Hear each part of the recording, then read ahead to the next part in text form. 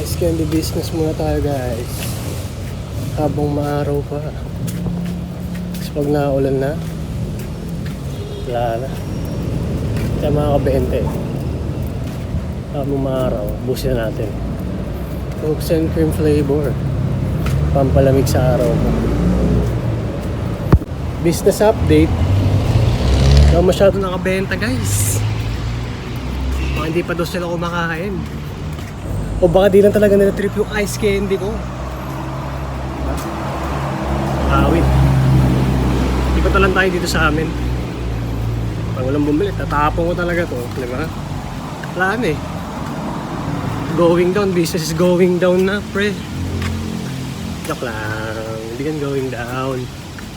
Ano nyo, pre? Pag magninegosyo, dire-diretso lang. Walang business is going down. Pilitin mo, di ba? Ito na nga eh. Nakabenta ako mga 3 piraso lang, 4. 3 classic, 1 premium. Ito. Kaya, ganoon lang.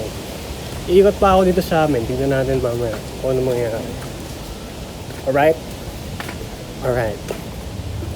Tingnan natin guys.